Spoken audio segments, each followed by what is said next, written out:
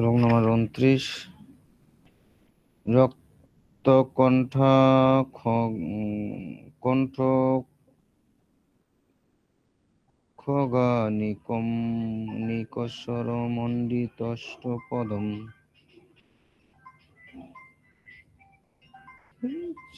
তাল পাল কিছুই নেই, যখন তখন ফোন করে।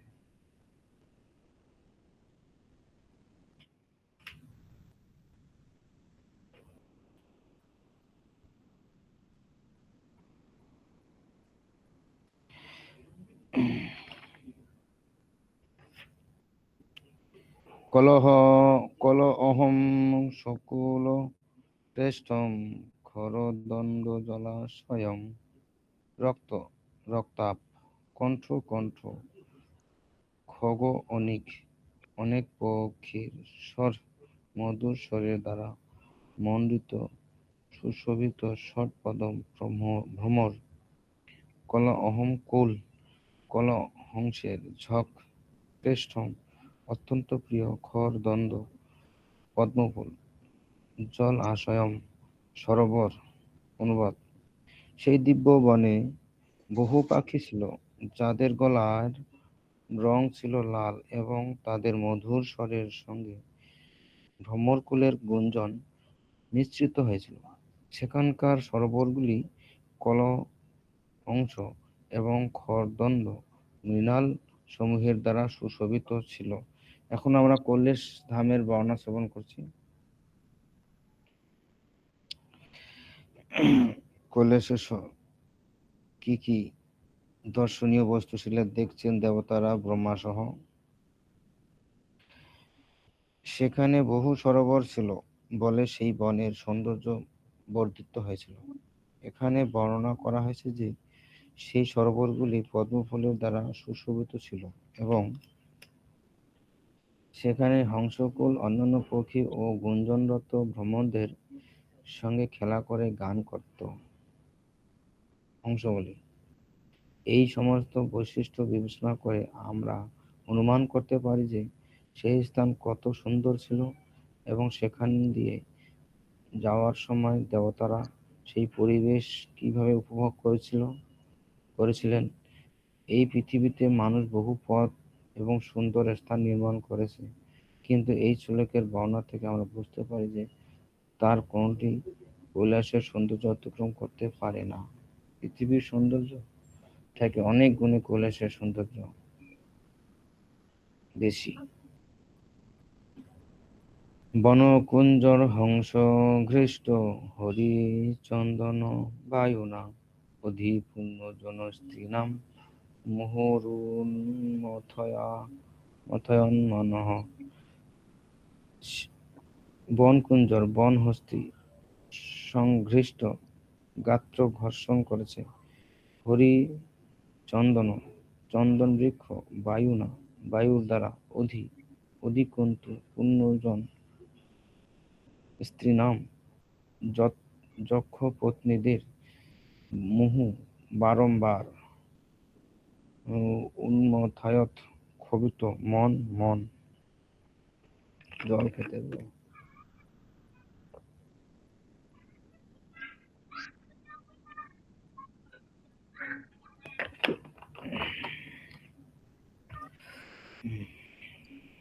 অনুবাদ: সেই পরিবেশ চন্দন বনে সমবেত বন্য হস্তির পালককে প্রভাবিত করে এবং সেখানকার সমীরণ যক্ষপত্নীদের চিত্ত রতি সুখের জন্য উন্মথিত করে। জড়জগতের যখনই সুন্দর পরিবেশ সৃষ্টি হয়, তৎক্ষণাৎ বিষয়াসক্ত মানুষদের মনে যৌন বাসনার উদয় হয়। এই প্রবৃত্তি কেবল এই পৃথিবীতেই নয়, উচ্চতর লোকেও দেখা যায়। জড়জগতের জীবদের মনে এই পরিবেশগত প্রভাবের ঠিক বিপরীত হচ্ছে চিৎ জগতের বর্ণনা। সেখানকার রমণীরা শত সহস্র গুণ অধিক সুন্দরী এবং সেখানকার চিন্ময় পরিবেশও বহু গুণে সৃষ্ট। তা সত্ত্বেও সেখানকার অধিবাসীদের মন কখনোই কাম উদ্দীপ্ত হয় না। কারণ তাদের চিন্ময় চেতনা ভগবানের মহিমা কীর্তনে এতই মগ্ন থাকে যে কোনো রকম সুখই, এমনকি জড়জগতের চরম সুখ, যৌন সুখও সেই আনন্দের কাছে নিতান্তই নগণ্য বলে প্রবাহিত হয়। অর্থাৎ বৈকুণ্ঠ লোকের পরিবেশ এবং সুযোগ সুবিধা বহু গুণে শ্রেষ্ঠ হওয়া সত্ত্বেও সেখানে যৌন জীবনের প্রতি কোনো রকম প্রবণতা নেই। ভগবদ্গীতায় 2:59 উল্লেখ করা হয়েছে, পরম দৃষ্ট নিবর্ততে। সেখানকার অধিবাসীরা চিন্ময় চেতনায় এমনই উদ্ভাসিত যে তার তুলনায় রতি সুখ নিতান্তই তুচ্ছ হয়ে যায়। তো চিন্ময় সুখ অনেক গুণে ঊর্ধ্বে, যা জড় সুখের থেকে অনেক ঊর্ধ্বে। যেমন এই জড় জগতের যৌন সুখটা হয়েছে মানে সর্বশ্রেষ্ঠ মানুষ মনে করে, আর চিন্ময় জগতে এই সুখের থেকে অনেক গুণ চিন্ময় সুখ, যার ফলে মানুষের সেখানকার অধিবাসীদের হরে কৃষ্ণ প্রভু, একটু জোরে বলেন, শুনতে পাচ্ছি না। যার ফলে সেখানকার অধিবাসীদের যৌন সুখ অনুভব করতে পারে না, যৌন সুখ তুচ্ছ তাদের কাছে। তো আমরা ভক্তি জীবনে অনেকে সেটা উপলব্ধি করতে পারি। যারা ভক্তি জীবনে আসছেন, অবশ্যই ভক্তির সাধনার ফলে সেই সুখ অনুভব করছেন, যে জড় ভাবনা, জড় ভোগ হৃদয় থেকে দূরীভূত হয়েছে। তো এটাকে যে যত বৃদ্ধি করবেন, তত তার চিন্ময় জগতের লোক হয়ে যাবেন। যে যত এখান থেকে মুক্তি পাবে কাম বাসনা থেকে, সে ততই ভগবত ধামে স্থান পাওয়ার যোগ্যতা অর্জন করবেন। বৈদুর্যকৃত সোপনা বাপ্য উৎপল মালিনী প্রাপ্তম কিম পুরুষৈদৃষ্টা ত আরাধ্য দৃশুবটম। বৈদুর্যকৃত বিদুর্য মনির দ্বারা নির্মিত সোপানা সিঁড়ি, বাপ্য সরোবর, উৎপল পদ্মফুলের মালিনী শ্রেণীবদ্ধ, প্রাপ্তম অধিষ্ঠিত, কিম পুরুষদের দ্বারা দৃষ্টা দর্শন করে, তে সেই দেবতারা আরাধ অদূর দদৃশু দেখেছিলেন বটম একটি বৃক্ষ। তারা আরো দেখেছিলেন যে সেখানকার স্নানের ঘাট ও সেগুলির সোপান শ্রেণী বৈদুর্য মণির দ্বারা নির্মিত।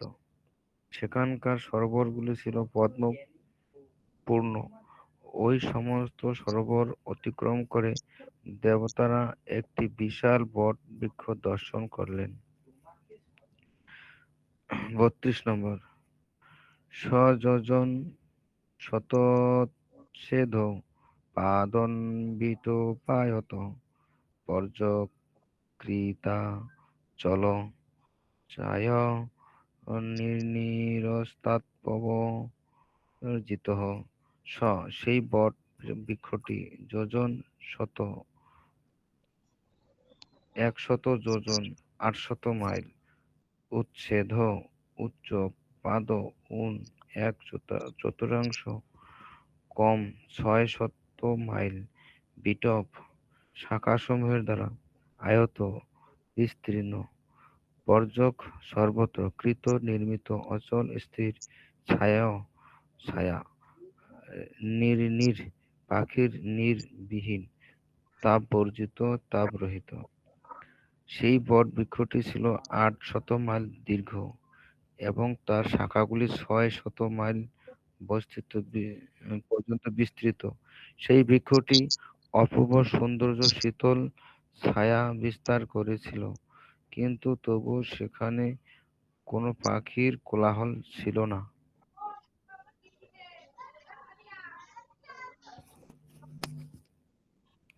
সাধারণত প্রত্যেক বৃক্ষে পাখির নীড় থাকে, মানে পাখির ভাষা, এবং সন্ধ্যাবেলা পাখিরা সেখানে জড়ো হয়ে উপনা উপনা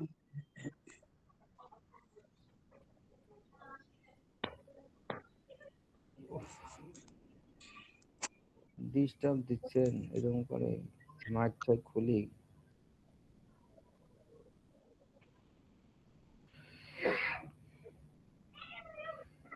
সন্ধ্যাবেলা পাখিরা সেখানে জড়ো হয়ে কলবর সৃষ্টি করে, কিন্তু সেই বট বৃক্ষটিতে কোনো পাখির নীড় ছিল না,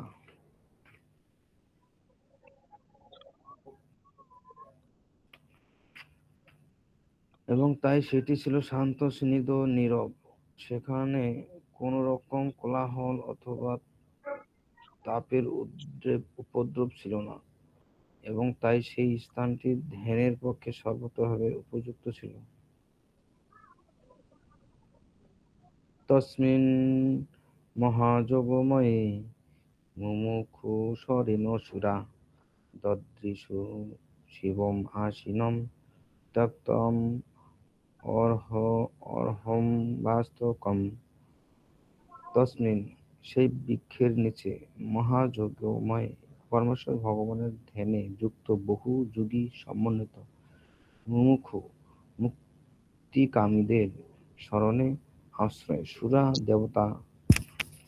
দেবতাগণ তদৃশু দেখেছিলেন শিবম শিবকে আসীনম উপবিষ্ট ত্যক্ত অমর্ষম ক্রোধরহিত ইব যেন অন্তকম অনন্তকাল। দেবতারা দেখেছিলেন যে শিব সেই বৃক্ষের নিচে উপবিষ্ট ছিলেন, যে বৃক্ষটি যোগীদের সিদ্ধি প্রদান করতে এবং সমস্ত মানুষদের মুক্ত করতে সক্ষম। অনন্তকালের মতো গম্ভীর শিবকে তখন সমস্ত ক্রোধ থেকে মুক্ত বলে মনে হয়েছিল। তো দেবতারা সেই বটবৃক্ষের নিচে শিবকে দেখতে পেলেন, যে বটবৃক্ষ সকলকে মুক্তি দান করতে পারত। সাধারণত অন্যান্য গাছে পাখির ভাষা দেখা যায়, কিন্তু সেই গাছে কোনো ভাষা নেই। কেন? শিব সেই গাছের নিচে আছেন, শিব সেই গাছের নিচে ধ্যান করত। যেন কোনো পাখি ডিস্টার্ব না দেখ, জড়ো হয়ে কোলাহল না করুক, সেই হিসেবে শিবের ইচ্ছায় সেই গাছটা কোনো পাখির ভাষা নেই, এবং সেখানে শিবের ধ্যান করার একটা জায়গা সেই গাছটি নিচে। তাৎপর্য: এই শ্লোকে মহাযোগময় শব্দটি অত্যন্ত তাৎপর্যপূর্ণ। যোগ শব্দটি অর্থ হচ্ছে পরমেশ্বর ভগবানের ধ্যান, এবং মহাযোগ শব্দটির অর্থ হচ্ছে যিনি ভগবানের বিষ্ণুর প্রেমময় সেবায় যুক্ত। ধ্যান মানে হচ্ছে স্মরণ, ভক্তি নয় প্রকার তার মধ্যে স্মরণ হচ্ছে একটি। যোগী তার হৃদয়ে বিষ্ণুরূপ স্মরণ করেন, তাই সেই বিশাল বটবৃক্ষের নিচে বিষ্ণুর ধ্যানে মগ্ন বহু ভক্ত ছিলেন। মহা শব্দটি এসেছে মহৎ উপসর্গটি থেকে।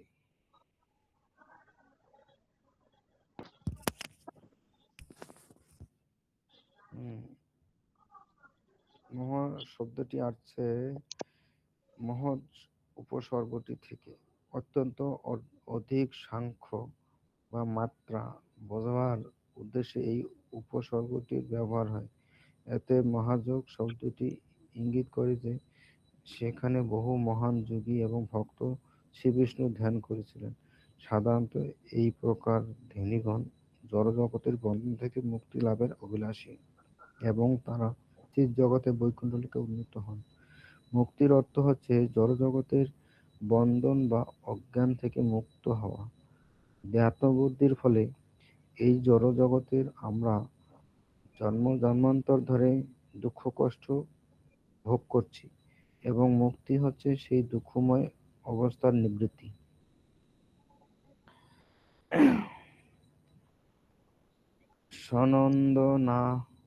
সনন্দ আদৈ মহাসিদ্ধৈ শান্তৈ সংশান্ত বিগ্রহম উপাসমানম সখ্যা চ ভর্তা গুজ্জরক্ষাম।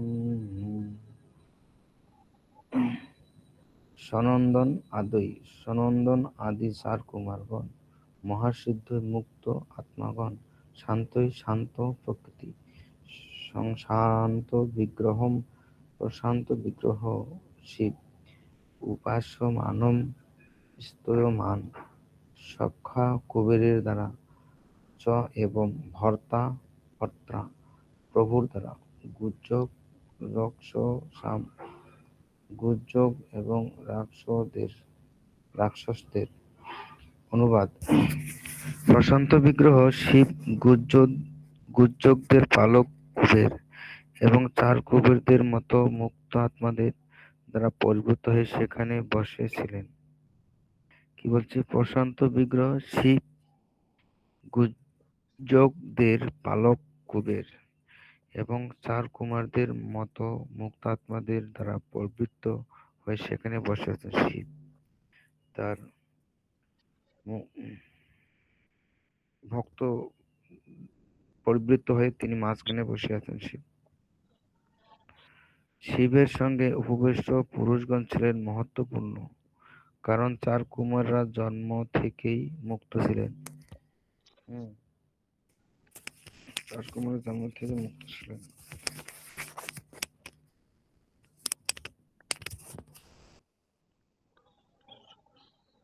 শিবের সঙ্গে উপবিষ্ট পুরুষগণ ছিলেন মহত্ত্বপূর্ণ। সেখানে স্মরণ করা যেতে পারে যে এই কুমারদের জন্মের পরেই নবসৃজিত ব্রহ্মাণ্ডের প্রজা বৃদ্ধির জন্য বিবাহ করে সন্তান উৎপাদন করতে তাদের পিতা তাদেরকে অনুরোধ করেছিলেন, কিন্তু তারা তা প্রত্যাখ্যান করেছিলেন এবং ব্রহ্মা তখন ক্রুদ্ধ হন। সেই ক্রোধ থেকে রুদ্র বা শিবের জন্ম হয়। সেই সূত্রে চতুষ্ষণ এবং শিব ঘনিষ্ঠভাবে সম্পর্কিত। দেবতাদের কোষাধ্যক্ষ কুবের অত্যন্ত ধনবান। এইভাবে কুমারগণ ও কুবেরের সঙ্গে শিবের সম্পর্ক ইঙ্গিত করে যে তার কাছে সমস্ত চিন্ময় ভৌতিক ঐশ্বর্য রয়েছে। প্রকৃতপক্ষে তিনি হচ্ছেন পরমেশ্বর ভগবানের গুণাবতার, অতএব তার পদমর্যাদার অত্যন্ত উন্নত। তাহলে এই শিবের বড় ভাই হচ্ছেন চতুষ্কুমার।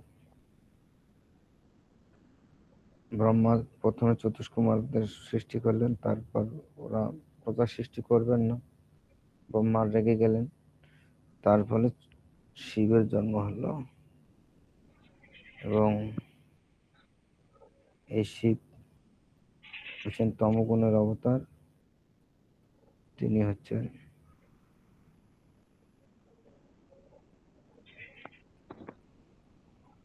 অত্যন্ত